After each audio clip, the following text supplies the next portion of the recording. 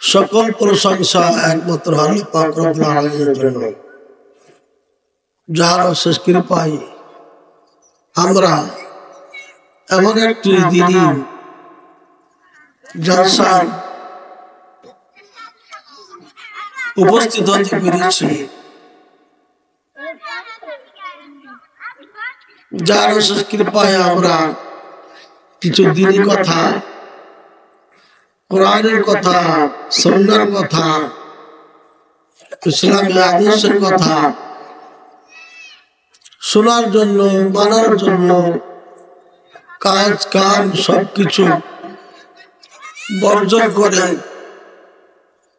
এখানে সমাবেত হতে পেরেছি। আল্লাহ তৌফিক দান করেছেন, এজন্য আল্লাহর নিকটে শুকরিয়া জ্ঞাপন করি, আলহামদুলিল্লাহ। আমি অত্যন্ত আনন্দিত যে খাস করে মহিলাদের জন্য এমন একটি তালিমি বা একটি জলসার ব্যবস্থা করা হয় প্রায় প্রতি বছর। এটা বাংলাদেশে খুব কম হয়। বহুদিন আগে মনে হয় 15 সালে পাবনাতে এমন একটা আলোচনা ছিল। রাত্রে হলো পুরুষদের জন্য আর সকালে মাহফিল ছিল নারীদের জন্য। আর এটা স্পেশাল নারীদের জন্য মাহফিল। এটা অত্যন্ত একটা ভালো উদ্যোগ নিঃসন্দেহে। মহিলারা রাসূলুল্লাহ সাল্লাল্লাহু আলাইহি ওয়াসাল্লামকে একদিন বললেন যে আপনি তো প্রতিদিনই পুরুষদেরকে দাওয়াত দেন, তালিম দেন, শিক্ষা দেন, একটা দিন আমাদের জন্য খাস করুন, আমরা নারীরা আপনার থেকে দিন শিখব। এর দ্বারা বোঝা যাচ্ছে নারীদের জন্য, নারীদের দিন শেখা, ইসলাম শিখার ব্যাপারে অধিক আগ্রহী ছিল, যার কারণে তারা এই আবদার করেছিল।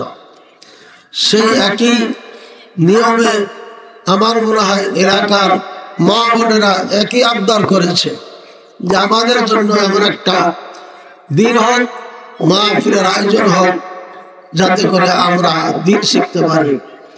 আমার সম্মানিত মা বোনেরা, আমি আল্লাহর কাছে শুকরিয়া জ্ঞাপন করছি। আজকে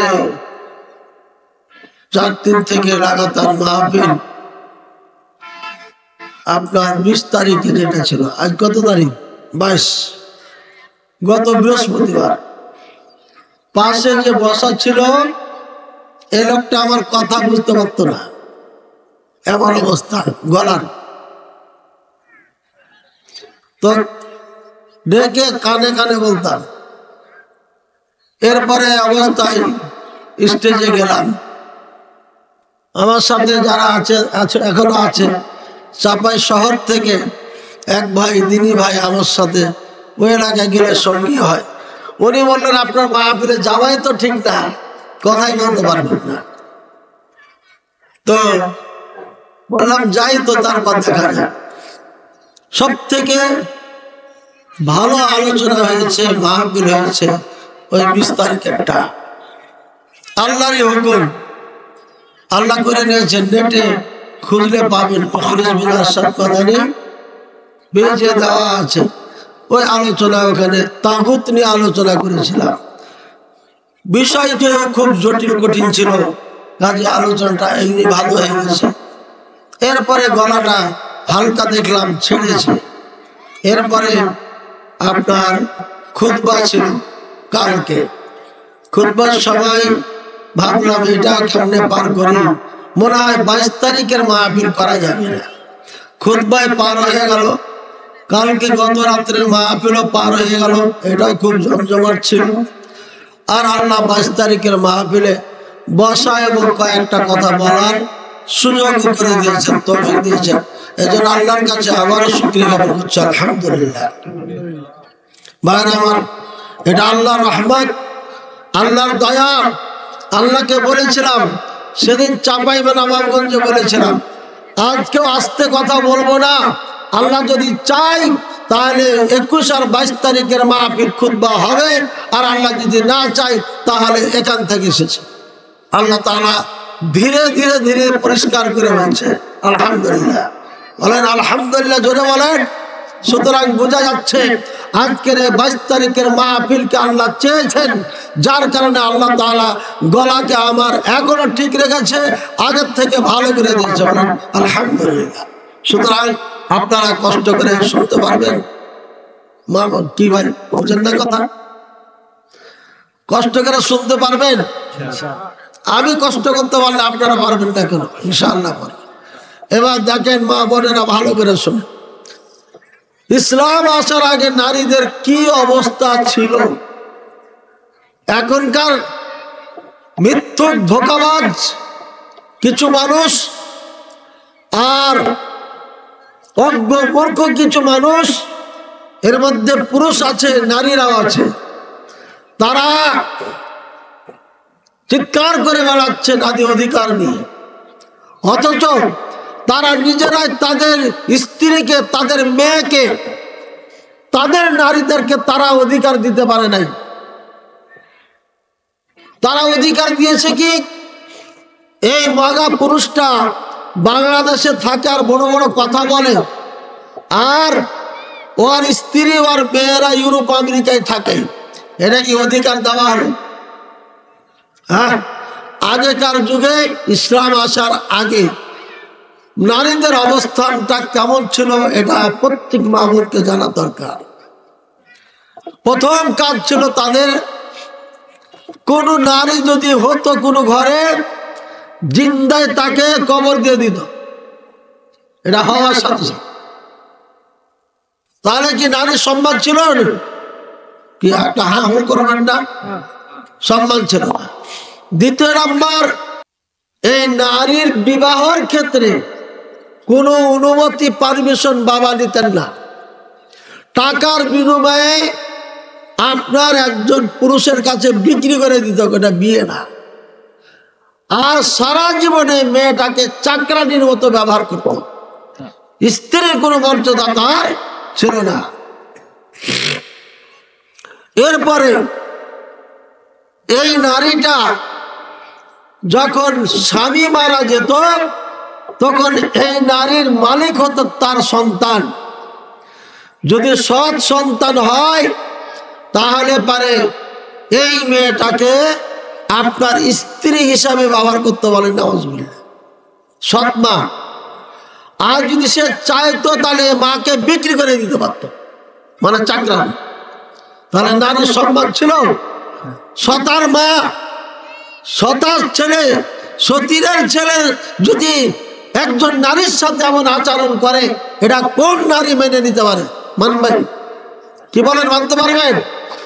কিন্তু এই নারীদের পদস্খলন ঘটেছিল ওই সময়। শুধু তাই না, নারীদের যদি ঋতু হতো, মেন্স হতো, তাহলে বাড়ির থেকে দূরে পাহাড়ে একটা জায়গা তাকে ঘরটর করে দিত না, ওই পাহাড়ের ছায়াতে ওখানে ওকে থাকতে হতো। ওখানে থাকতো যতদিন পবিত্র না হতো, তাকে বাড়িতে ঢুকতে দিত না। ইজ্জত ছিল নারীদের।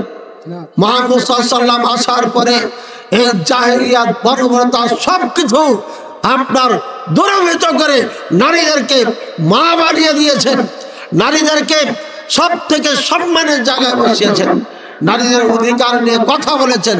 এবং পৃথিবীর যত ধর্ম আছে সব ধর্মের মধ্যে সব থেকে সেরা একটি ধর্ম ইসলাম, যে ইসলাম নারীদেরকে পরিপূর্ণ সম্মান দিয়েছে। হিন্দু ধর্মের মধ্যে ছিল কি, স্বামী যদি মারা যায়, ওই স্ত্রীকে স্বামীর সাথে জিন্দায় পুড়িয়ে মেরে ফেলত। শুনেছেন না গল্প? ইংরেজেরা আসার পরে এই পুড়াপুড়িটা বন্ধ করেছে। ওদের মাথায় এখনো ঢোকে না, এখনো তারা ঢোকে না। নারীদেরকে এখনো তারা লাঞ্ছিত করতেছে। কোন নারীর যদি স্বামী মারা যায় ভারতে, হিন্দুদের, এই নারী আর বিয়ে করতে পারবে না, বিয়ে বন্ধ একদম। বুঝেছেন?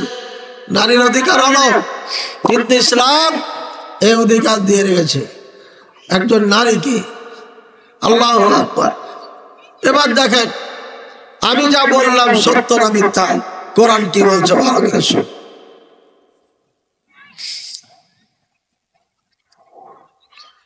ইযা বুশিরা আহাদুহুম বিল উনসা,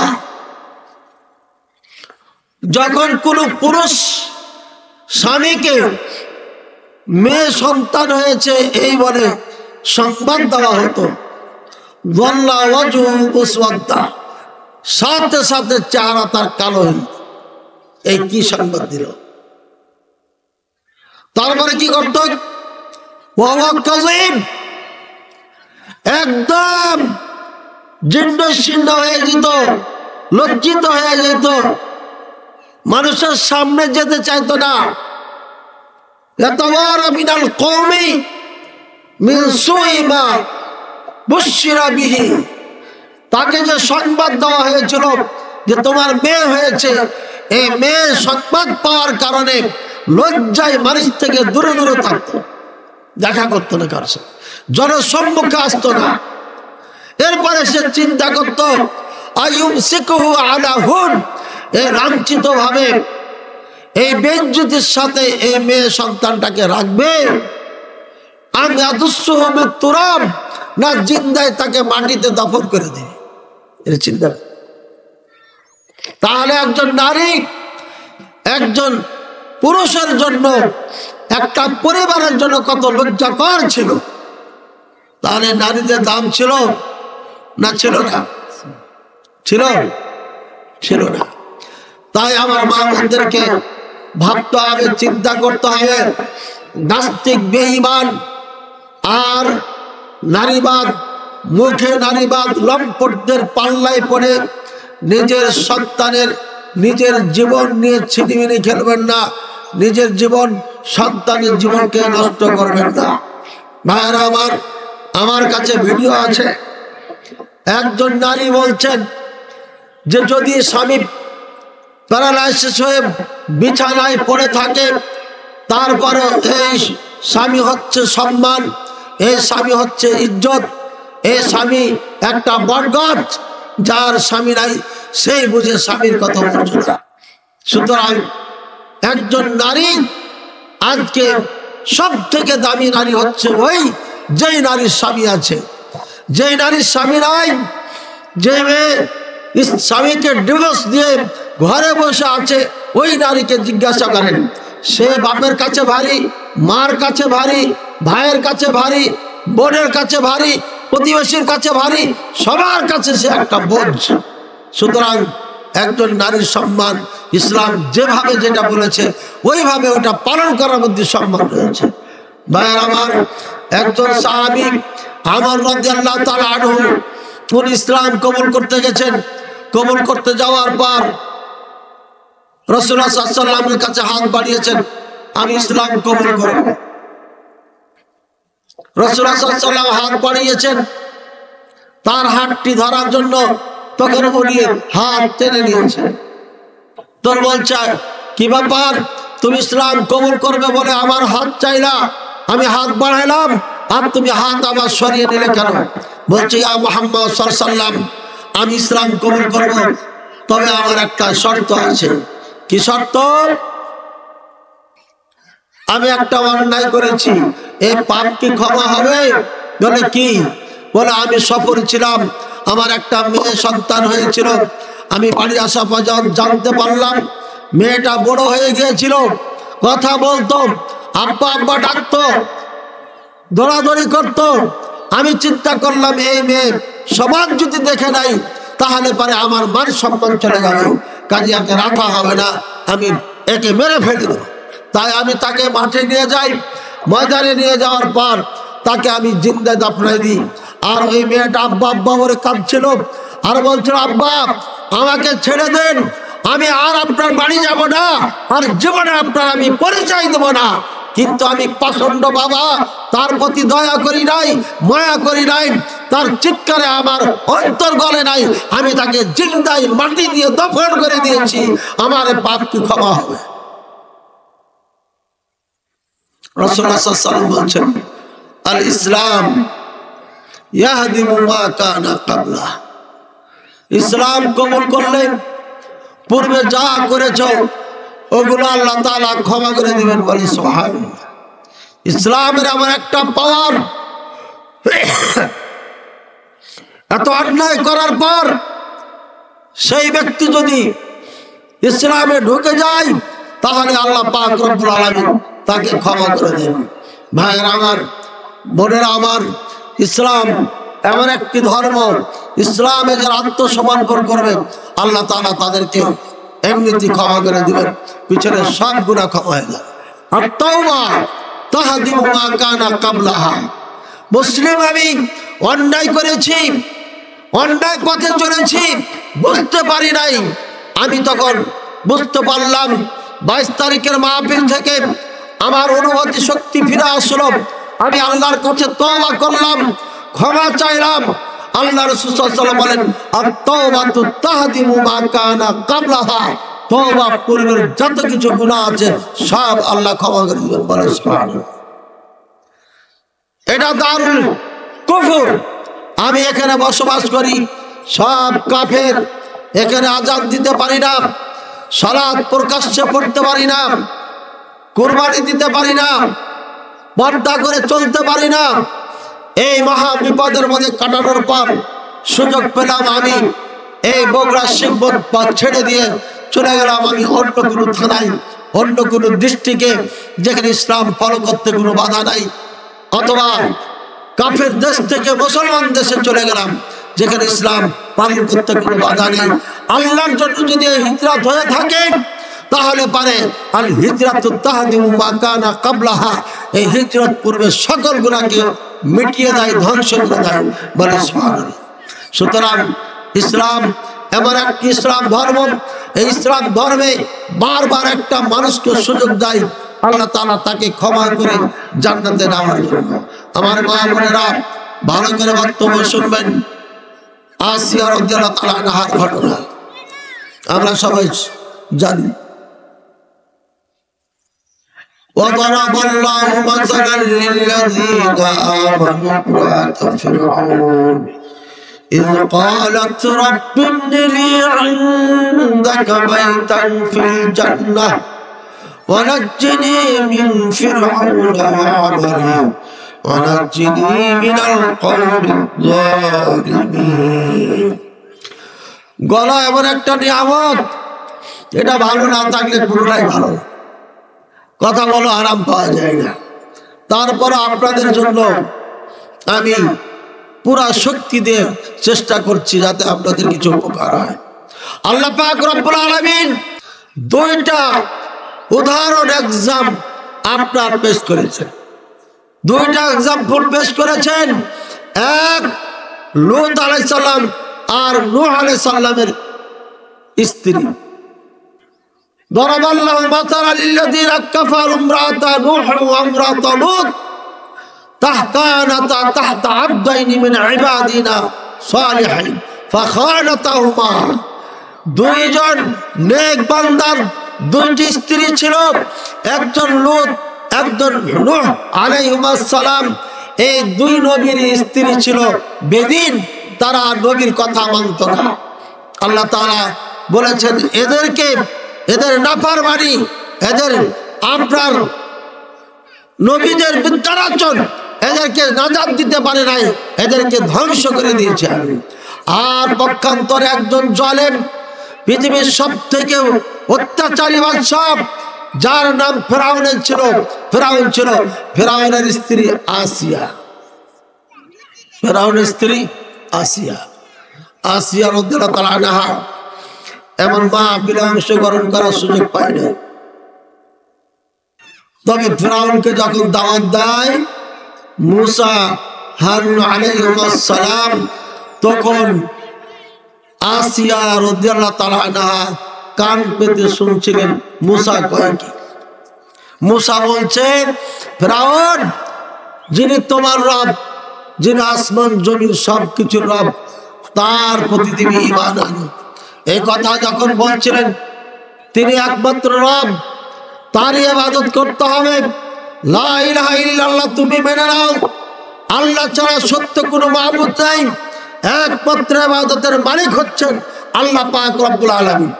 যখন এই দাওয়াত দিয়েছিলেন, আসিয়া রাদিয়াল্লাহু আনহা বিচক্ষণ মহিলা ছিলেন।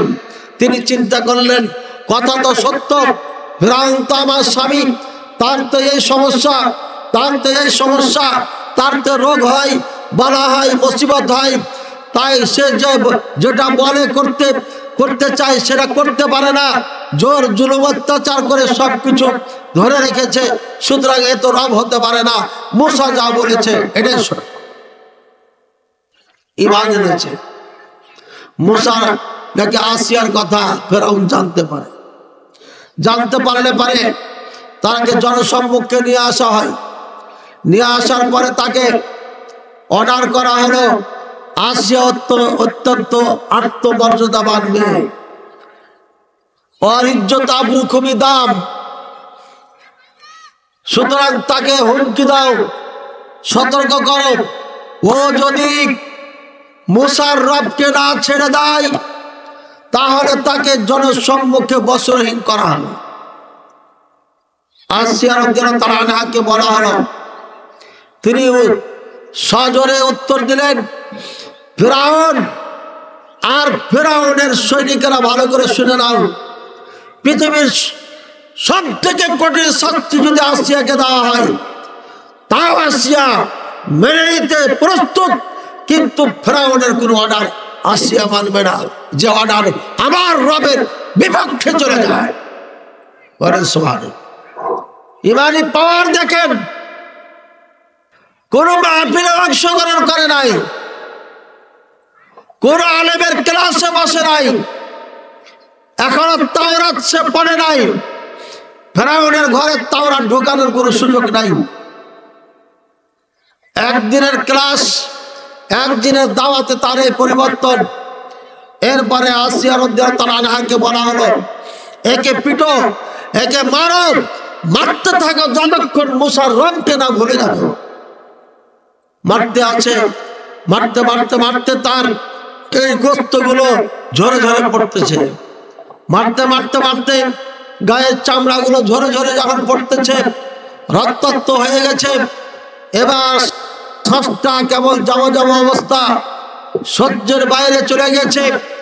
এই জমিনে কোনো ব্যক্তি আহ্বান নাই, নিষেধ করা তো দূরের কথা, দয়া করা তো দূরের কথা, কথা বলার মতো কোনো মানুষ এই জমিনে নাই। তখন আসিয়া রাদিয়াল্লাহু তাআলা আনহা আল্লাহর কাছে দোয়া করছে, রব্বিবনি লি ইনদাকা বাইতান ফিল জান্নাহ ওয়া নাজ্জিনি মিন ফিরআউনা ওয়া আমালি। হে আমার রব, হে আমার প্রতিপালক, তুমি তোমার নিকটে জান্নাতে আমার জন্য একটা রাজপ্রাসাদ তৈরি করে দাও। আল্লাহ, তুমি আমাকে ফিরআউনের জুলুম থেকে, ফিরআউনের কর্ম থেকে, ফিরআউনের জালেম এই জাতির থেকে রক্ষা করো। এর অন্যায়, এ অত্যাচার থেকে আমাকে নাজাত দাও। আমি তোমার কাছে মাত্র একটাই আবদার করছি, জান্নাতে আমার জন্য একটা রাজপ্রাসাদ তৈরি করে দাও। কি কি চাইছেন? কথা বলেন না, আমার কথা বুঝেন না আপনারা? আপনারা কথা বলেন। ঠান্ডার দিনে তো না, এখন তো গরম। এই গরমের সময় যদি নরম হয়ে বসে থাকেন তাহলে তো হবে না, কথা বুঝে উত্তর দিতে হবে। এটা আমাদের বাঙালি স্টাইল। আর আরবি স্টাইলে কথা টথা বলা যাবে না। এমনকি সব আরবি নাকি আপনারা সব সৌদি আরবে থেকে এসছেন? হ্যাঁ, কি চেয়েছেন আসিয়া রাদিয়াল্লাহু তাআলা? কি চেয়েছেন বলেন? আপনারা ওয়াজ শোনেন না, মানে খালার আগে জোগাইতে এসছেন আপনারা, ওয়াজ শুনতে আসেন। কি বলেন তো? আসিয়া রাদিয়াল্লাহু তাআলা আনহা আল্লাহর কাছে চাইলেন কি? জান্নাত চাইছেন, বাড়ি চাইছে, একটা বাড়ি, রাজপ্রাসাদ। কোথায় চাইছে? জান্নাত। তাহলে জান্নাত মানে এটা না যে আপনার জন্য রাজপ্রাসাদ তৈরি করে দিতে হবে। এই দুনিয়া থেকে 10 গুণ বড় একটা জান্নাত দিবে। সব থেকে পরে যে জান্নাতে ঢুকবে, মানে যার কোনো নাম্বার নাই, নাম্বার ছাড়া মুমিন যে হবে, একদম একদম নিম্ন শ্রেণীর যে মুমিন হবে, জাহান্নামে পুড়ে টুড়ে একে গোসল হাত করিয়া জান্নাতে দিবে, ওর জান্নাতটা বড় হবে 10 দুনিয়ার সমান। এখন গাছ লাগানোর দায়িত্ব আপনার, বাগান তৈরি করার দায়িত্ব আপনার, রাজপ্রাসাদ তৈরি করার দায়িত্ব আপনার।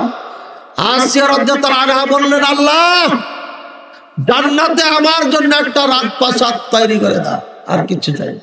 কি আজব কহেন, কেন জান্নাত চাইলেন, রাজপ্রাসাদ কেন চাইলেন? উনি জান্নাত চাইলে হতো আল্লাহ জান্নাত দিয়ে দাও।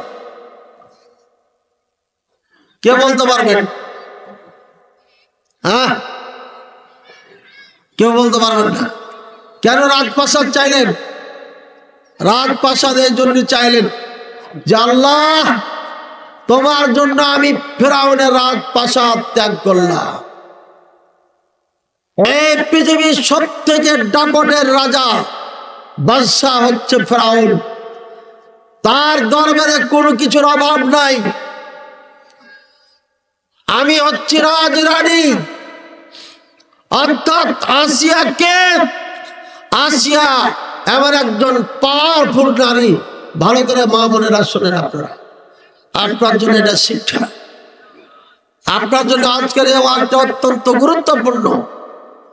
আসিয়া হচ্ছে এমন একজন নারী, ও যদি সকালে উঠে বলে, এই মিশরের মানুষ শুনে নাও, আজকে সূর্য উঠে নাই, এখনো সূর্য উঠে নাই, এখনো রাত হয়ে আছে।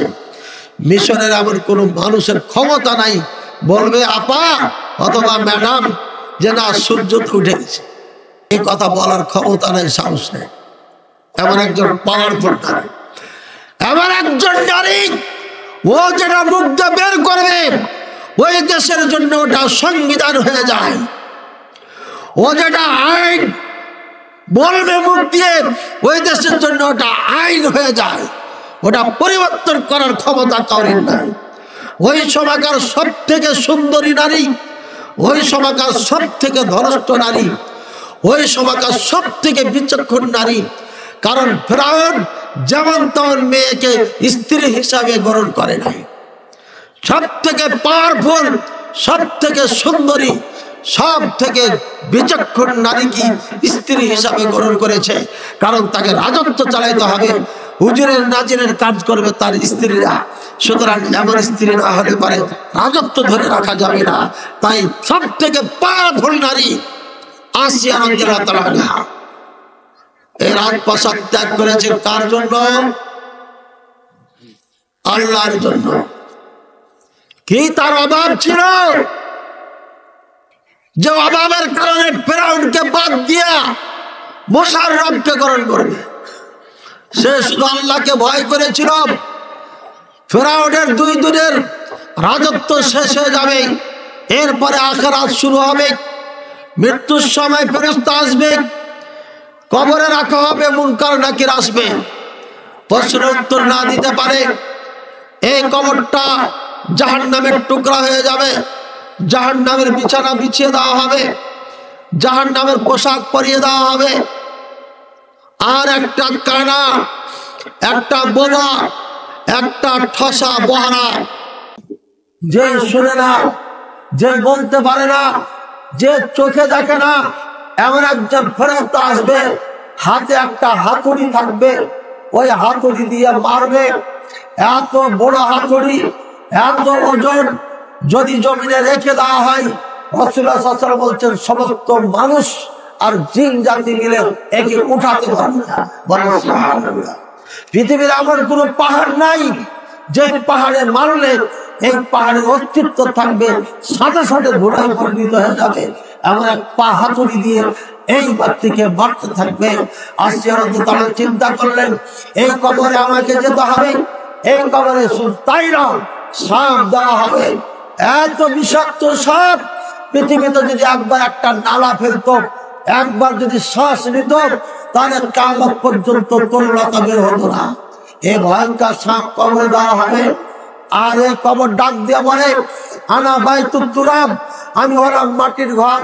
আনা বাইতুদ দুদ, আমি হচ্ছে এটা কীড়া অর্থাৎ পোকা মাকড়ের ঘর। আনা বাইতুল আকরাব, আমি হচ্ছি বিচ্ছুর ঘর, আনা বাইতুল হাইয়াত, আমি হচ্ছি সাপের ঘর, এখানে আসতে হলে সাবধানে আসো। আনা বাইতুল যুলমা, আমি অন্ধকার ঘর, এমন একটি ঘর যার জানালা নাই, যার দরজা নাই, যার মধ্যে টেলিফোন নাই, টেলিভিশন নাই, পৃথিবীর কোন মানুষের সাথে যোগাযোগ নাই, দুনিয়ার থেকে পুরোপুরি বিচ্ছিন্ন এমন একটি ঘর। এই ঘরের সাথে একা থাকা, পৃথিবীর আর কোন শক্তি এখানে প্রবেশ করতে পারে না, কারোর সাথে যোগাযোগ রাখা যায় না, কোন হেল্প নেওয়ার সুযোগ নাই, কোন সহযোগিতা করার সুযোগ নাই। এমন একটি জায়গাতে আপনাকে আমাকে থাকতে হবে। সুতরাং আসিয়া যখন এটা চিন্তা করলেন, তারপরে চিন্তা করলেন হাসরের ময়দানে আমাকে দাঁড়াতে হবে। সেদিন সূর্য মাথার উপরে আসবে, মগজগুলো টকবক করে ফুটতে থাকবে, 50,000 বছর এক ভাবে দাঁড়িয়ে থাকতে হবে। দুইটি পা যেখানে থাকবে, এখান থেকে পাকে দ্বিতীয় জায়গায় রাখার অনুমতি থাকবে না। সেদিন কি হবে আমার?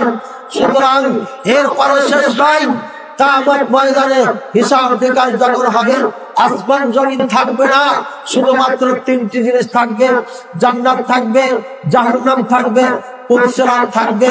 এই সমস্ত মানুষগুলো কোথায় থাকবে? ইয়া রাসূলুল্লাহ সাল্লাল্লাহু আলাইহি ওয়াসাল্লাম, মা আয়েশা রাদিয়াল্লাহু আনহা বলছেন, তখন বললেন রাসূলুল্লাহ সাল্লাল্লাহু আলাইহি ওয়াসাল্লাম, আলাল সিরাত, এরা থাকবে আপনার ওই পুরসিরাতের উপরে। এই পুরসিরাতটা কেমন? আহাদ্দু মিনাস সাইফ, তলোয়ারের ধার থেকে দাঁড়ানো, আহাদ্দু মিনাস সাইফ, তলোয়ারের ধার থেকে দাঁড়ানো, আদাক্কু মিনাশ শা'রা, এর চুলের থেকেও একটা সূক্ষ্ম চিকন একটা রাস্তা। আসাদ্দু যুলমাতান, এই রাস্তা হবে অন্ধকারচ্ছন্ন, আলো বাতি থাকবে না। ওয়াফিহি কানালিন, এই রাস্তায় থাকবে আপনার চেকপোস্ট। ওয়াফিহি শাওকা, এখানে থাকবে কাঁটা। তারপর কেমন কাঁটা? শাওকাতিস সাদান, সাদান মা গাছের কাঁটার মতো। নেটে শ্বাস দিবেন, সাদান কি গাছ? এই সাদান গাছের কাঁটা যেগুলো আছে দেখবেন, এর চারিদিকে কাঁটা, ধরার কোনো জায়গা নেই, চারিদিকে কাঁটা। বলছে তোমরা সাদান গাছ তো চিনো, সাদান গাছ তো চিনো, এর কাঁটা তো জানো, এর কাঁটা তোমরা চিনো জানো, কিন্তু আমি জানি না কোন সাথের কাঁটাগুলো কত বড়। ভাইয়ের আমার, একটা জাহান্নামীর আপনার এখান থেকে, এই গাদ্দার থেকে কান পর্যন্ত, এটা হবে আপনার 3 দিনের রাস্তা। বসার জায়গাটা হবে আপনার 450 কিলোমিটার, বুঝেছেন? 450 কিলোমিটার বসার জায়গাটা হবে। যেমন তেমন কাঁটা দিয়ে একে সাইড করা যাবে না, কাজে কাঁটা হবে অত্যন্ত ভয়ঙ্কর। আর সমস্ত পাপ গুলো মাথায় চাপিয়ে দেওয়া হবে। এরপরে বলবে যাও এবার, কোটি কোটি মিলিয়ন কত কিলোমিটার রাস্তা, এটা কোনো মাপ নাই। তবে বোঝা যায় রাসূলুল্লাহ সাল্লাল্লাহু আলাইহি ওয়াসাল্লাম বলছেন, বসে এভাবে ওয়াজ করছেন, সামিউ সাওতান সাইহাতান, একটা শব্দ শুনতে পেলেন। রাসূলুল্লাহ সাল্লাল্লাহু আলাইহি ওয়াসাল্লাম বলছেন, আতাদরুনা মা হাদিস সাইহা, তোমরা কি জানো এই শব্দটা কিসের? বলছে আল্লাহ ওয়া রাসূলুহু আলাম, আল্লাহ ওয়া রাসূল ভালো জানেন। রাসূলুল্লাহ সাল্লাল্লাহু আলাইহি ওয়াসাল্লাম বলেন, আজ থেকে 70 বছর আগে একটা পাথর নিক্ষেপ করা হয়েছিল। আল ইয়াউম আও আল আন ওয়াসালা ইলা কাইহা, অর্থাৎ আজকে জাহান্নামের একদম তলদেশে পৌঁছলো। বলেন সুবহানাল্লাহ। চিন্তা করেছেন পাহাড়টা মোটা, এই পাথরটা কত ওজন ছিল? 7 খালাফাত, গর্ভবতী 60টি উটের ওজন ছিল। গর্ভবতী উটের একটার ওজন কমপক্ষে যদি ধরে 10 মণ, তাহলে কত মণ হবে? 70 মণ ওজন কমপক্ষে এই পাথরটা ছিল।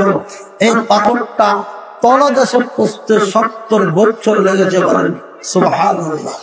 আবার বলেন নাউযু বিল্লাহি মিন নারি জাহান্নাম, আল্লাহ জাহান্নামের আগুন থেকে বাঁচান।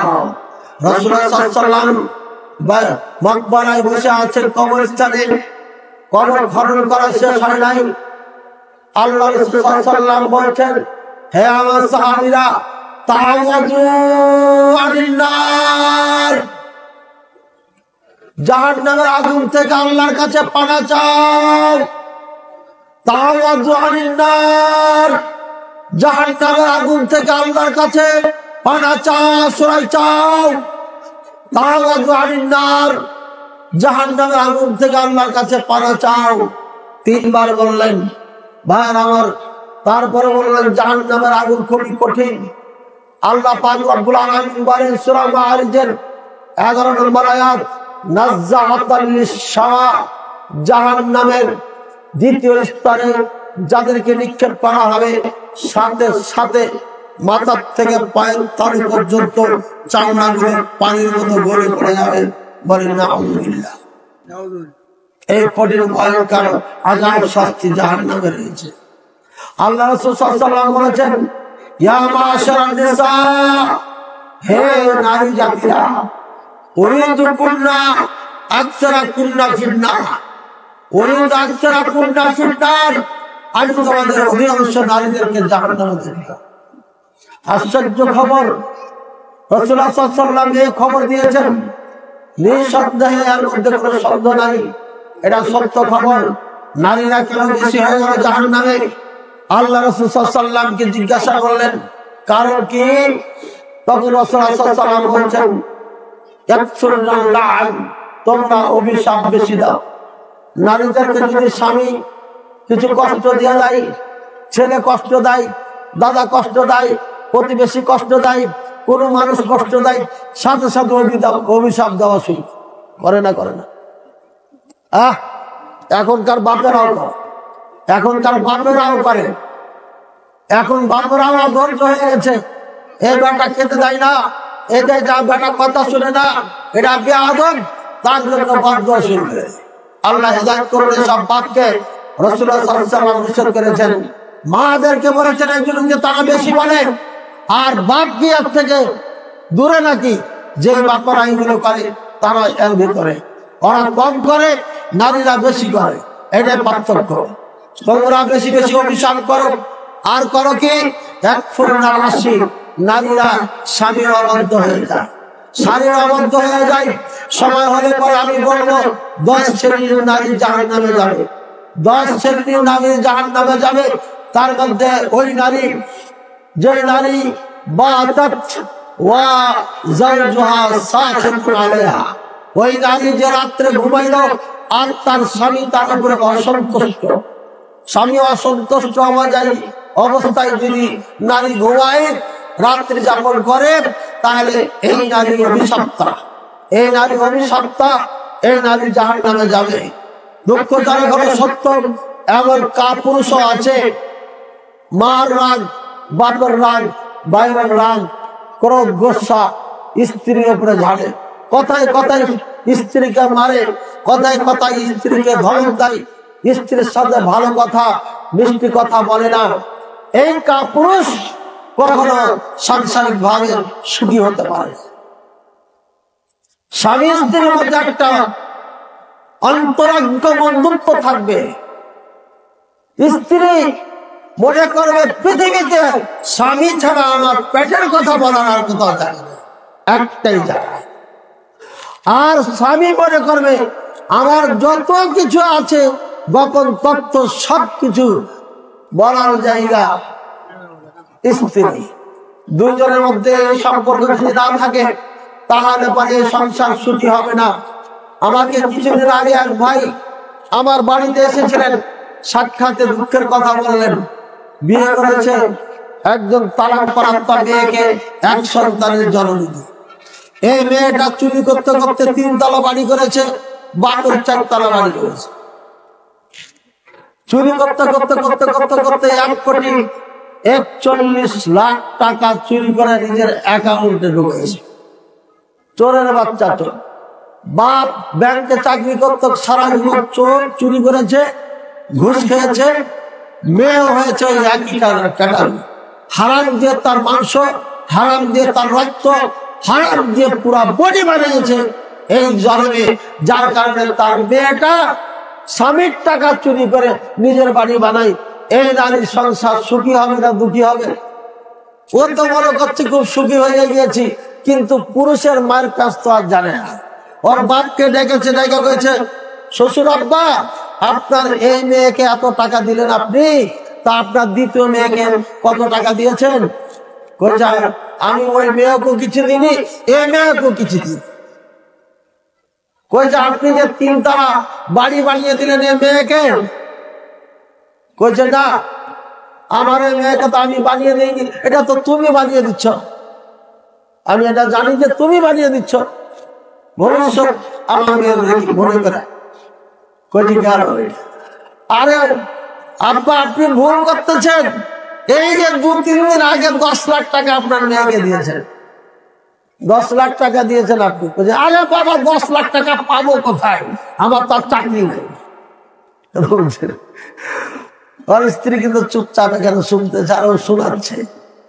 তাহলে আপনার মেয়ের অ্যাকাউন্টে 1,41 লাখ টাকা ঢুকলো কোথা থেকে? টাকাটা দ্রুত বের করে দেন আর আপনার মেয়েকে দিয়ে চলে যান, ঠিক আছে?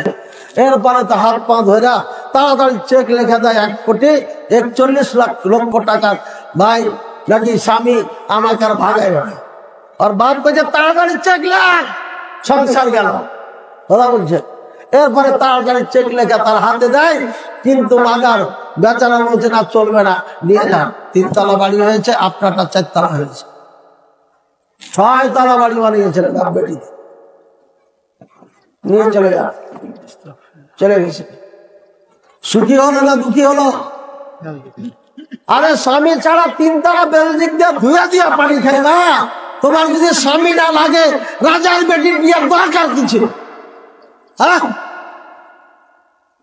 কি দরকার ছিল? শেখ হাসিনার মেয়ে পুতুলের কি দরকার ছিল? যে চুরি করার টাকা সারা জীবন খাইয়া দেয় তো শেষ করতে পারবে না। আছে না আরো পুতুল আছে না নাই? বাংলাদেশে এমন টাকার মালিক আছে না নাই?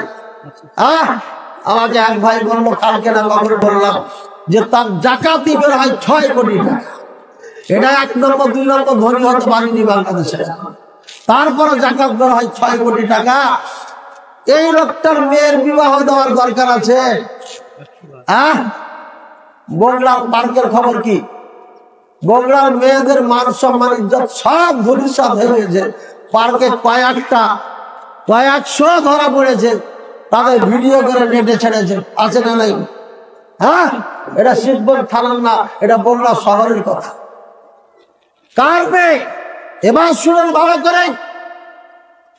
রাজরানী, পৃথিবীর সব থেকে দামি মহিলা ওই সময়কার, সব থেকে ধনী মহিলা, সব থেকে পাওয়ারফুল মহিলা আসিয়া রাদিয়াল্লাহু তাআলা। রাজপ্রাসাদ ছেড়েছে শুধু আল্লাহকে খুশি করার জন্য। আর তুমি ধনীর মেয়ে, ইমান বিক্রি করছো পার্কে গিয়ে, বেহায়া বেশরম। তোমার বাবাকে বাধ্য করে বিয়ে করো, কিন্তু হারাম রিলেশনে যায় না, হারাম সম্পর্কে যায় না। তোমার কবর শেষ, তোমার আখিরাত শেষ, তোমার পুরসেরাত শেষ, তোমার জান্নাত শেষ। জান্নাতে যাওয়া তো দূরের কথা, তুমি গন্ধ পাবে না। রাসূলুল্লাহ সাল্লাল্লাহু আলাইহি ওয়াসাল্লাম বলেন, নিসাউল কাসিয়াতুন আরিয়াতুন মাইলাতুন মুমিলাত রুসুহুন্না কাসিয়াতুন বুতিল জাম লা ইয়াদখুলুল জান্নাহ ওয়া লা ইয়াজিদুনা রিহাহা ওয়া ইন্না রিহাহা লামাসিয়াতুন কাযা ওয়া কাযা। 2 শ্রেণীর মানুষ জাহান্নামী। তার মধ্যে একটা হচ্ছে ওই নারী, যে নারীর কাপড় পরিহিতা উলঙ্গ। বুঝেন না? কেমন কাপড় পরিহিতা উলঙ্গ? এটা কেমন কথা? হ্যাঁ, কাপড় পরলে উলঙ্গ হয়? কি বলেন মুরব্বীরা? আল্লাহ রাসূল সাল্লাল্লাহু আলাইহি ওয়াসাল্লাম বলেন কাপড় পরিহিতা উলঙ্গ, মানে ওই এমন কাপড় পরেছে ওর সব বুঝা যায়। বুঝলেন না? এমন কাপড় পরেছে সব বুঝা যায়। নারীদেরকে আল্লাহ বানাইছে কি দিয়া? আদম দিয়ে নারীদের বানাইছে না? নারীদের অংশটা পুরুষের না, এই জন্য নারীদেরকে দেখলে পুরুষের মাথা ঠিক থাকে। কথা বলছেন? হ্যাঁ, নারীদের দেখলে পুরুষের মধ্যে একটা আকর্ষণ বাড়ে। এই যে পাশের থেকে বলে দিল আমাকে, আমি ভাষা নিজা পাচ্ছিলাম না কি বলবো, বলে দিয়ে সহজ করেছেন, বুঝছেন। আর নারীরা যেহেতু আমাদের থেকে তৈরি, আমাদেরকে দেখলে ওদের ঢোকার ইচ্ছা করে, বলছে এর বাড়িতে ঢুকবো, এর জুব্বার মধ্যে ঢুকবো, ওদের মনের মধ্যে শুরু হয়ে যায়। এই জন্য এমন ভাবে পোশাক করতে হবে যাতে করে পুরুষ এটা মনে না করে ও এটা তো আমারই, এটাকে আমাকে নিতে হবে। এই জন্য পোশাক করতে হবে, এমন পোশাক করতে হবে নারীর কোন অঙ্গ পতন যেন বোঝা না যায়। আলহামদুলিল্লাহ ব্যবসা করলো অনেকে, এখন অনলাইনের মাধ্যমে সালাতের জন্য খিমার বিক্রি করছে, না সালাতের জন্য করছে, সালাতের জন্য মেক্সি বিক্রি করছে, ঢিলা ঢালা সুন্দর। আপনারা এভাবে পোশাক তৈরি করবেন, আর না হয় এভাবে ক্রয় করে নেন অর্থ থাকলে। ভাইয়ের আমার, নারীদের পোশাক এমন পড়তে হবে যে অঙ্গ পতন দিয়ে যেন কোনো পুরুষ আকৃষ্ট না হয়। আর যদি আপনি শাড়ি পরিয়া 5 ইঞ্চি ব্লাউজ পরিয়ে দিয়া বাড়ির সামনে উঠানিতে রাস্তাতে আপনি ডান্স দিতে বের করে দেন, তাহলে পারে আপনার ওই পার্ক ছাড়া উপায় আছে? এখানে গেলে পারে মানুষ দেখবে। সুতরাং নিরাপদ জায়গা হচ্ছে স্কুল কলেজে পড়া। স্কুল কলেজে পড়া মানে বগুড়া শহরে থাকা, রাজশাহী শহরে থাকা, ঢাকা শহরে থাকা, চিটাং শহরে থাকা। আমাকে একজন ফোন দিয়ে বলছে, হুজুর আমার মেয়ে চিটাং ইউনিভার্সিটিতে লেখাপড়া করে, তার নানা মারা গিয়েছে, ভিডিওর মাধ্যমে নানাকে দেখতে পাবে কিনা। আরে বেহায়া বেশরম, কোথায় চিটাং মেয়েকে রেখেছো? খবর নাই, কি করে না করে।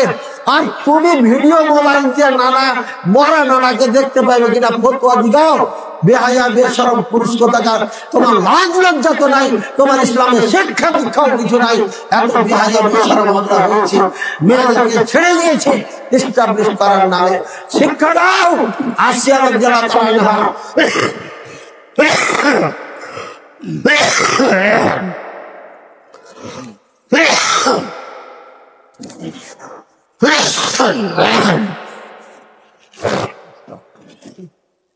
ঘামে গিয়েছে, গরম তো, যার কারণে গলা আর টিকবে না। তাই কালকে স্বপ্নপুরী যাব, দেখি ওখানে কি করে। মাদ্রাসার ছেলেরা স্বপ্নপুরী যাবে, তা আমিও নিয়ত করেছি যাব। ঠিক আছে না, মাঝে মাঝে ফিরে ঘুরে ফিরতে হয়। স্বপ্নপুরী চেয়ারম্যান মালিক বলেছিল যে হুজুর আপনি আইসেন, আপনার জন্য ফ্রি নাম্বারও দিয়েছিলেন, কিন্তু আজ পর্যন্ত কোনোদিন যাওয়া হয়নি।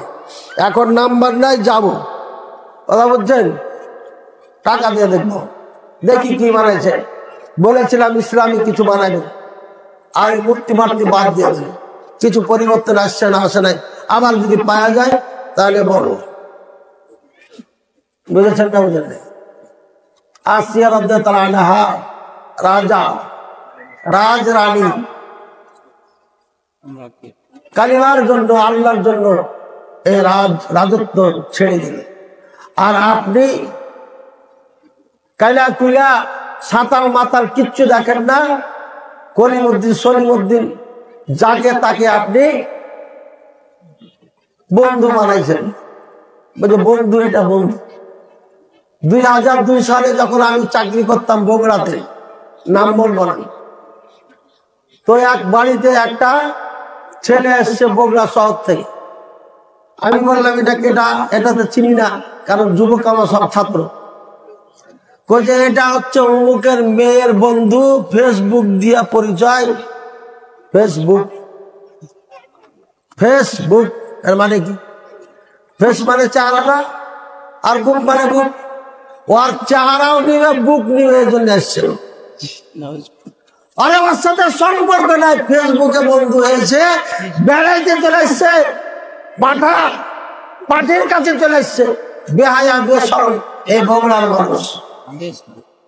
লজ্জা শরম থাকার দরকার। বাপ মা যুবতী মেয়ের বন্ধু বেড়াইতে এসে মুরগা খাই, ছি ছি ছি। আরে জুতা মারার দরকার, জুতা মারার দরকার। লাজ লজ্জা হারিয়ে ফেলেছে। এই মেয়ের বিয়ে কেমন হয়?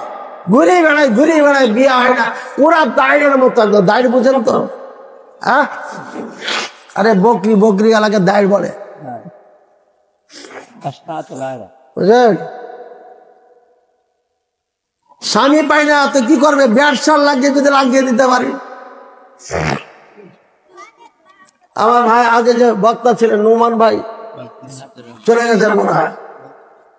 আমি যখন আগে চাকরি করি 7,000 টাকা বেতন আমার। বলেন পায়জাম কম হবে না বেশি হবে? পায়জাম এত আশা লাগলো, কাতারে কাতার, হ্যাঁ হাজারে হাজার। এক সময় চলে আসলো 3 জন, বিয়ে করতে হবে আর না হলে কারণ বলতে হবে, বলছেন বাধ্য করে বিয়ে দিতে। আর একজন মুরব্বী গোসল করছে, আমি তো কালামেলা মানুষ দেখতে ভালো না, ঠিক আছে, জীবনে কোনো মেয়ে বলে নাই যে আপনাকে পছন্দ করে। গ্রামের এক মেয়ে বলছে আপনাকে স্বামী হিসাবে চাই, আর কিচ্ছু না। আমি বলছি 7 বছর বিয়ে করবো না, বলছে না খালি স্বামী হিসাবে চাই আপনাকে। ডাইরেক্ট হাজী সাহেবের মাধ্যমে খাদিজা রাদিয়াল্লাহু আনহার উদাহরণ দিয়ে লেখা চিঠি দিয়েছে। তাও হাজী সাহেব 15 দিন ঘুরে বেড়াইছে, ভয় আমাকে দিতে পারে না, বুঝছেন? আল্লাহ ওনাকে জান্নাত দান করুন, মারা গেছে। আমি বললাম যে এই সময় এখন আমার আসে নাই, আরো 7 বছর লেখাপড়া করবো, তখন দেওয়ানদের লেখাপড়া করিয়ে ভাইয়ার আমার। এই ছাড়া জীবনে কোনো মেয়ে আমাকে আজ পর্যন্ত বলে নাই হুজুর আপনাকে পছন্দ করে। আর এখন তো বুড়া হয়ে গেছি, প্রশ্নই আসে না। কিন্তু ওখানে এই মুরব্বী আসে, আমি গোসল করছি উজুখানায়, আমার দিকে তাকায় আছে দূর থেকে, 100 গজ দূর থেকে তাকায় আছে। এরপরে কাপড় চেঞ্জ করবো তো মুরব্বী দৃষ্টি ফেরাচ্ছে না আমার দিকে, পরে টয়লেটে ঢুকে কাপড় চেঞ্জ করলাম, বুঝলেন? আর আপনার স্ত্রী পুকুরে গোসল করে, কালকে প্রশ্ন করছে নদীতে পুরুষ আর নারী গোসল করতে পারবে কিনা, লাজ লজ্জা আছে? আরে আপনার স্ত্রী কালকে বিয়ে করে নিয়ে এসছে, আজকে গোসল করে পুরুষের সাথে, ছি ছি ছি ছি, লজ্জা শরম সব বিক্রি করে খেয়েছে। হ্যাঁ, আর আমি একটা ছেলে মানুষে বাপের বয়সের থেকে বড় বেশি, বা বাপের বয়সের মানুষের সামনে কাপড় পরিবর্তন করতে পারছে। যা হোক, টয়লেট থেকে বের হয়ে দ্রুত রুমে গেছি, আমি গেঞ্জিটাও গায়ে দিতে পারিনি, মুরব্বী দরজায় হাজির, ভিজা গামছাটা গায়ে দিয়ে বসলাম। কি খবর বলেন? মনে হচ্ছে অনেকক্ষণ থেকে অপেক্ষা করছেন। তখন উনি পায়জাম দিলেন, আমার এমন এক সুন্দরী মেয়ে আছে, আপনি যদি খালি দেখেন, আমি আল্লাহকে সাক্ষী রেখে বলতে পারি ওখান থেকে উঠে আসতে পারবেন। আমি বললাম তাহলে তো যাওয়াই যাবে না, কারণ আমাকে মদিনা যেতে হবে। এত সুন্দরী বউ রেখে আমি মদিনায় লেখাপড়া করতে পারবো? কারণ ছিল এটা। যা হোক ভাইয়ের আমার, কি বলছিলাম, কেন এই ঘটনা বললাম? হ্যাঁ, অনেক জোর করে বিয়ে করেন, আপনারা আওয়াজ শুনছেন না? আপনার বিয়ের দরকার, বাপকে বলেন, মাকে বলেন, দাদি বলেন, নানিকে বলেন, মেয়ে হয়েছেন দেখিয়েছে, বলেন আমাকে বিয়ে করতে হবে, ঠিক আছে? এরপরে যদি বিয়ে না যায় জলেন বাপে, তাহলে ভাইকে রাজি করেন। ভাই যদি রাজি না হয় তাহলে চাচাকে রাজি করেন। চাচা যদি রাজি না হয় তাহলে চাচাতো ভাইকে রাজি করেন। এই একটা একটা করে সিরিয়াল বলে দিলাম, বিয়ে করার সিস্টেম বলে দিলাম মেয়েদের জন্য। বাপ জলেন বিয়ে দিচ্ছে না, ভাই বড় ভাই যদি উপযুক্ত বয়স হয়, 15 বছরের বয়স হয়ে গেছে, এ ভাই ওলি হিসাবে বিয়ে দিতে পারবে। মনে রাখেন, লা নিকাহা ইল্লা বিওয়ালিয়িন, ওলি ছাড়া কোনো নারী বিয়ে করতে পারবে না। আইয়ুমা ইমরাআতিন নাকাহাত বিগাইরি ইযনি ওয়ালিয়িহা ফানিকাহুহা বাতিল, ফানিকাহুহা বাতিল, ফানিকাহুহা বাতিল। যে নারী বাবার অনুমতি ছাড়া, ভাইয়ের অনুমতি ছাড়া, অথবা চাচার অনুমতি ছাড়া, অথবা চাচাতো ভাইয়ের অনুমতি ছাড়া, মানে ওলি নাই তো একটা পর একটা যাবে। বাপ থাকলে সমস্যা নেই, দাদা আছে দাদা ওলি, দাদাও নাই, ভাই আছে ভাই দিয়া কাজ ছেড়ে দিবে। যদি কোনোটাই না থাকে তাহলে চলে যাবে চেয়ারম্যান সাহেবের কাছে, না হলে বিজ্ঞ আলেমী দিন যার কথায় এই পাড়ার মানুষ উঠে বসে, তাকে যে বলবেন হুজুর আমি বিয়ে করব, ছেলে দেখে বিয়ে দিয়ে দেন, ঠিক আছে? এটাও যদি না হয় চেয়ারম্যান সাহেবের কাছে যেতে বলবো। এখনকার অধিকাংশ চেয়ারম্যানের উচ্চা বাটপা গেলে পরে দেখে শুনে যায়। বলছেন খালা পুকুর দাদিকে বাইন্দে নিয়ে যায়, লুচ্চাদের পাল্লায় পড়ে আমার বউরা যায় না যে চলো ওখানে ছেলে ঠিক করেছি। বেশিরভাগই লুচ্চা। আল্লাহ হেদায়েত দান করুন। ভাইরা আমার, এমন আলেমের লুচ্চা আছে, এজন্য বিজ্ঞ ভালো আলেমের কথা বলেছি। আলেমের লুচ্চা আছে, খাটের নিচ থেকে নাকি কি বেড়েছে, হ্যাঁ টাঙ্গারের খবর আল্লাহ জানো। ও বলছে এটা তৈরি করা, এটা পরিকল্পিত, আমাকে হয়েছে, ফাঁসানো হয়েছে, এটা হওয়াটা স্বাভাবিক হয় না। ভাইরা আমার, যেটা বলছিলাম, একজন নারী রাজপ্রাসাদ ছেড়ে দিয়েছে আল্লাহর জন্য। এখন গরিব যারা আছে, অভাবী, এরা মনে করছে হুজুর আমরা কি করব। একই ঘরে দুই নারীর শিক্ষা আছে, ভালো করে শুনে। মাসুরা তো বিনতে ফেরাউন, ফেরাউনের মেয়ে, ফেরাউনের মেয়ের চাকরানি, চুল চুল আসতেছে, চুল ঠিক করে দিচ্ছে, বেঁধে দিচ্ছে, চিরুনি আচড়ে না, আচড়া বলেন, আচড়ে দিচ্ছে, চিরুনিটা মাটিতে পড়ে যায়, নিচে পড়ে যায়। তখন সে বিসমিল্লাহ বলে চিরুনিটা উঠাইছে। তখন বলছে যে আল্লাহর নামে উঠাইছো, মানে আল্লাহকে, আমার বাপ। তখন এই চাকরানি কেছে তোর বাপ, তোর বাপের নাম কি আল্লাহ? চাকরানি ইমান যখন ভিতরে ঢুকে যায় তখন আর কাউরি ভয় অন্তরে থাকে। কথা বুঝেছেন? এই মেয়ের মধ্যে ইমান ঢুকে গেছে, ফেরাউনের ভয় নেই। তার বেটিকে বলেছে, শোন, আমি যেই আল্লাহর নাম নিয়েছি, ইনি হচ্ছেন সেই যিনি সমস্ত সৃষ্টি জীবের মালিক, যিনি আসমান জমিনের রব, তোর বাপের রব, তোর 14 গোষ্ঠীর রব। এই আল্লাহর নাম নিয়েছে। হ্যাঁ, আমার বাপের বাড়িতে বসা, আমার চাকরানি হইয়া, আমার বাপের বিপক্ষে কাকে তুমি রব মেরেছ? তোমার 12টা হয়ে যাচ্ছে। ফেরাউনকে বলা হলো, ফেরাউন বললো ডাক উঠাও, এই ডাকে তেল দাও, তেল গরম করো। তেল গরম করার পর 4টি সন্তান, ছোট ছোট সন্তান নিয়ে আসা হলো। নিয়ে আসার পরে বলছে, এই চাকরানি, মুসার রবকে ছেড়ে দে, যদি না ছাড়িস তোর সন্তানগুলোকে সব তেলে পুড়িয়ে ছাই করে দেব। ফেরাউন, তেল তো দূরের কথা, পৃথিবীর আরো কোন শক্তি যদি থাকে, আযাব শাস্তি থাকে, আমাকে দিতে পারো, কিন্তু আমি আল্লাহকে ছাড়ব না। প্রথম সন্তানকে তেলে নিক্ষেপ করা হলো, কই মাছের মতো সাথে সাথে একদম করা হয়ে গেল। দ্বিতীয় সন্তানকে দেওয়া হলো, পুড়ে করা হয়ে গেল। তৃতীয় সন্তানকে দেওয়া হলো, তৃতীয় সন্তান পুড়ে গেল। চতুর্থ সন্তান দুধের সন্তান করে আছে, কয়েকদিনের বাচ্চা। এটার মালিক এটাকে কোন থেকে ছিনিয়ে নিয়ে তেলে নিক্ষেপ করা হলো। এই বাচ্চা তেলে গিয়ে বলছে, মা তুমি চিন্তা করিও না, এটা তো তেল না, দেখতে কয়ে মাছ হয়ে যাচ্ছি, কিন্তু এটা ফুলের বাগা। মরছে ঠিকই, কিন্তু বুঝে না। 7 জন বাচ্চা কথা বলেছিল, দুধের বাচ্চা, তার মধ্যে এই বাচ্চাটি।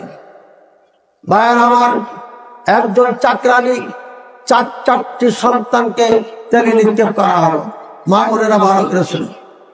এরপরে এই মেয়েটিকে এই তেলে নিক্ষেপ করা হলো ইমান বাঁচানোর জন্য।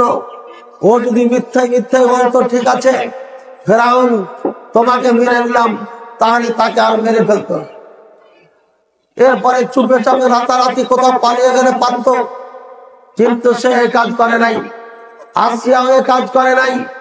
পৃথিবীবাসীর জন্য দৃষ্টান্ত কায়েম করবে আল্লাহ, তাই রাজা রাজরানীকে দিয়ে আল্লাহ এটা করিয়েছেন।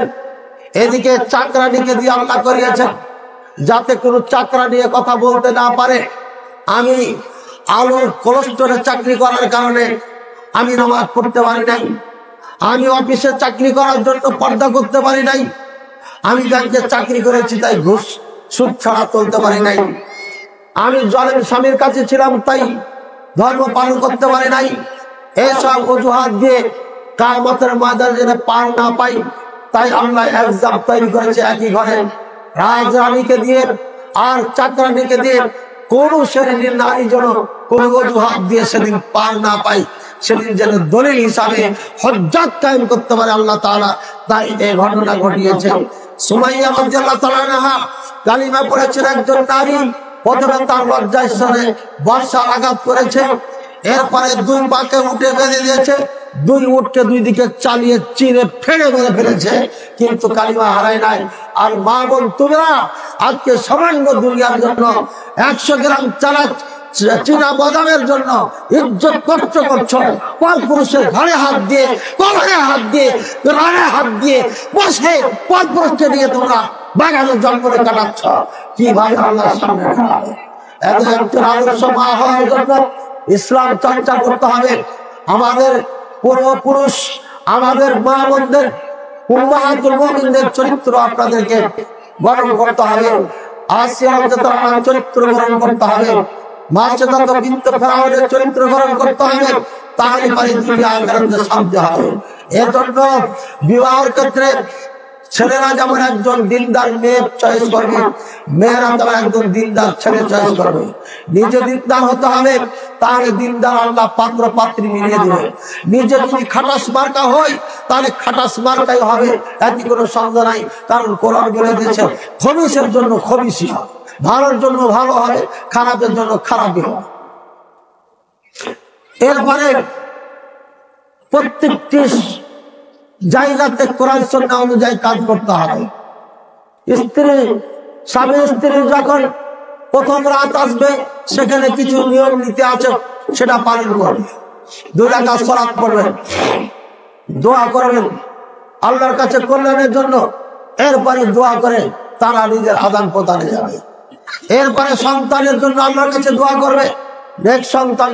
এরপরে সন্তানকে যেদিন থেকে জবান ফুটবে, সেদিন থেকে তার আগের থেকে কালিমা পড়বে, কালিমা শিখাবে, লা ইলাহা ইল্লাল্লাহ।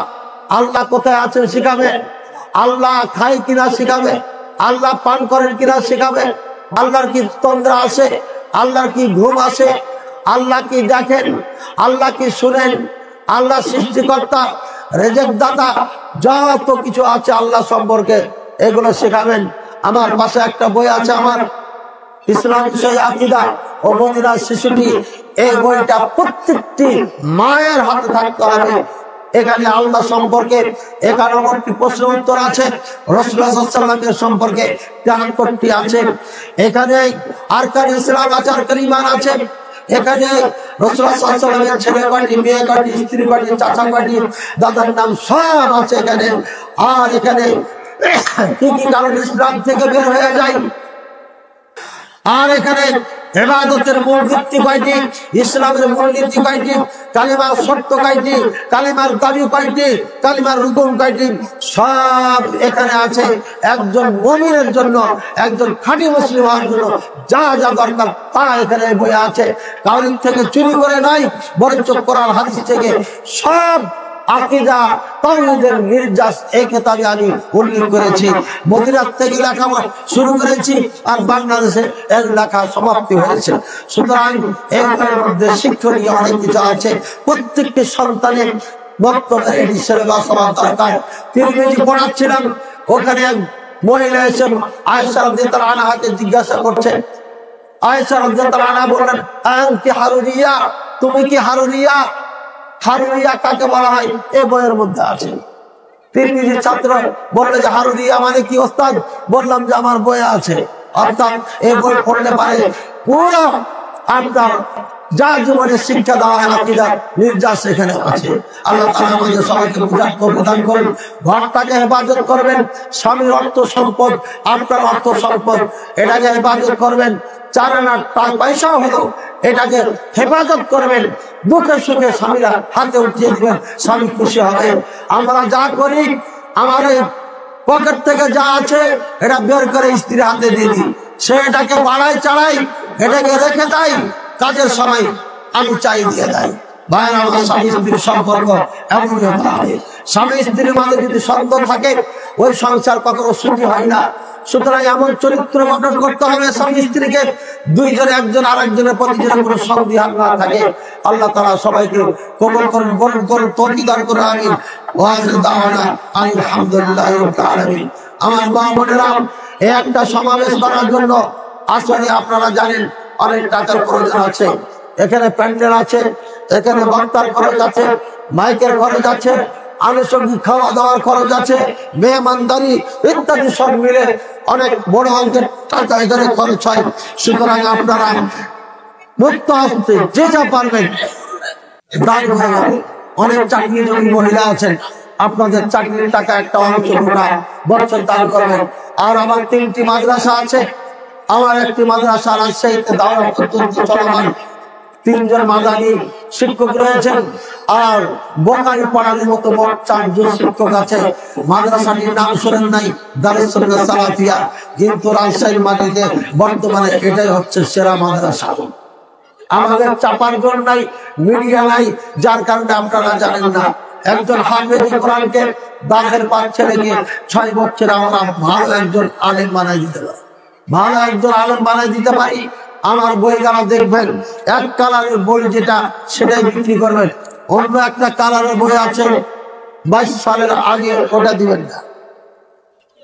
মানুষরা প্রত্যেকে বইটা নিয়ে যাবেন, কয়েকটা বই আছে, বেশি বই নাই, আমি তো ভুলে গেছি। শায়েখ এক বক্তা বলেছে, স্বামী যদি নামাজ না পড়ে তাহলে স্বামী স্ত্রীর তালাক হয়ে যায়। এ কথা কতটুকু সত্য জানাবেন? যদি তালাক হয়ে যায় তাহলে আসিয়া কি ফিরআউনের সাথে তালাক হয়ে গেছিল? স্বামী নামাজ পড়ে, স্ত্রী পড়ে না, আসলেই পড়ে না। যদি আসলেই না পড়ে একজন অরিজিনাল কাফের, কোনো দ্বিমত নেই কারণ। আর মাঝে মাঝে পড়ে, মাঝে মাঝে মুসলমান, মাঝে মাঝে কাফের, এটা একটু মতলক্ষ্য আছে। কাজী 2 জনকে নামাজি হতে হবে। একজন নামাজি ছেলে, নামাজি মেয়ে বিয়ে করতে হবে। মেয়ে যদি নামাজ না পড়ে তাহলে এর সাথে আর দরকার নেই, কারণ বেনামাজি ছেলে হবে, ছেলে মেয়ে গেল বেনামাজি। আসিয়া রাদিয়াল্লাহু আনহা, তিনি ইসলাম কবুল করার পরই তো জীবন শেষ, 1 নম্বর।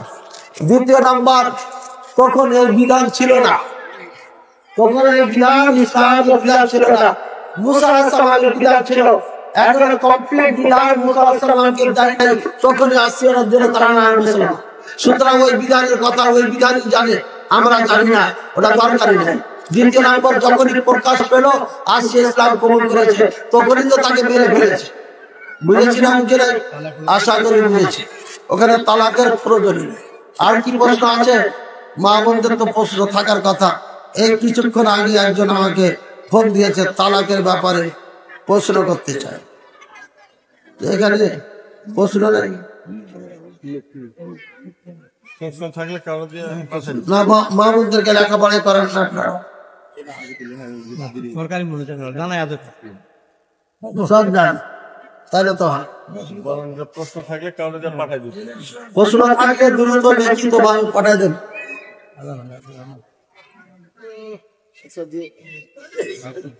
ডাইরেক্ট মুখে বলি যে মসজিদের সামনে কাতারে 3 জন, মানে জোহরের সালাতে 3 জন যা দাঁড়াইছে সুন্নত পড়ার জন্য, পিছনে 2 জন দাঁড়াইছে দ্বিতীয় কাতারে, তারপর তৃতীয় কাতারে একজন দাঁড়াইছে। আমি যাকে সামনে কাতারে যাব, তৃতীয় কাতারে দাঁড়াবো। সুন্নাতে সামনে কাতার যতক্ষণ জায়গা থাকবে সামনে কাতার, পিছনে যে দ্বিতীয় কাতারে 2 জন যে দাঁড়াইছে ওদেরকে দেওয়াঙ্গা যাওয়া যাবে না? সমস্যা জায়গা যদি থাকে। মসজিদে আপনার দাঁড়াইছে কিন্তু জায়গা তো যাচ্ছে না, মসজিদে বসেছে, আপনি ডাইঙ্গা ডাইঙ্গা ডাইঙ্গা যাচ্ছে, ওটা জায়গা কিন্তু দাঁড়াইছে, আশেপাশে তো জায়গা আছে, কোনো সমস্যা না, দাঁড়িয়ে ভাবে যেহেতু জায়গা আছে, কোনো সমস্যা নেই। আরো 2টি মাদ্রাসা আছে আমার সাপাহারে, সাপাহার শহরে বাজারে ভর্তি একটা বালক শাখা, আর মহিলা মাদ্রাসা আছে। বগুড়ার মেয়ে ভর্তি হয়েছিল একবার 3টা, পরে দূরের জায়গা ফাটতে পারেনি। তো ঠিক আছে, আজকে আমরা এখানে শেষ করলাম। সাল্লাল্লাহু আলা নবিয়িনা মুহাম্মদ ওয়া আলা আলিহি ওয়া সাহবিহি সাল্লাম। সুবহানাকা। আচ্ছা, একটা প্রশ্ন আছে, মহিলারা কি তাবলীগ করতে পারবে? পারবে কিনা? ঘরে ঘরে গিয়ে এ ঘর ও ঘর, এই পাড়া ওই পাড়া যেতে পারবে না। নিজের বাড়িতে পর্দা মেনটেন করে কোনো মেয়ে যদি আশপাশ থেকে আসে তাহলে সেখানে করতে পারবে। তবে আপনারা যেভাবে পুরুষ দিয়ে এই ব্যবস্থা করেছেন, এটা মসজিদ কেন্দ্রিক সপ্তাহে করেন, আর মাসে একজন বিজ্ঞ আলেমকে দূর থেকে নিয়ে আসেন, যে তালিম অব্যাহত রাখেন, তাদের বেশি উপকার হয়। আল্লাহ তাআলা আমাদের সবাইকে তৌফিক দান করুন। বই পড়বেন, অনলাইনের মাধ্যমে বক্তব্য শুনবেন। মুখলেস MOKH মুখলেস বিন আরশাদ মাদানী ইউটিউবে পাবেন, পেজ আছে, আইডিয়া আছে, ওখানে আপনারা গুরুত্বপূর্ণ আলোচনা শুনতে পারবেন, তথ্যবহুল আলোচনা আছে ইনশাআল্লাহ। আল্লাহ তাআলা সবাইকে তৌফিক দান করুন, কবুল করুন, ভালো রাখুন, সুস্থ রাখুন, নিরাপদে রাখুন।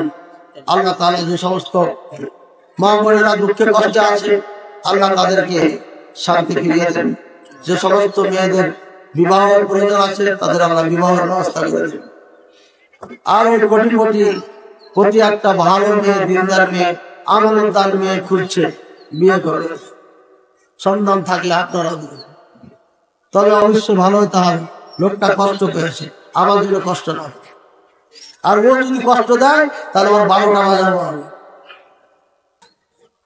আল্লাহ তাআলা তাহলে আপনার দোয়াটা পড়েন। সুবহানাকা আল্লাহুম্মা ওয়া বিহামদিকা আশহাদু আল লা ইলাহা ইল্লা আনতা আস্তাগফিরুকা ওয়া আতুবু ইলাইক। আসসালামু আলাইকুম ওয়া রাহমাতুল্লাহি ওয়া বারাকাতুহু।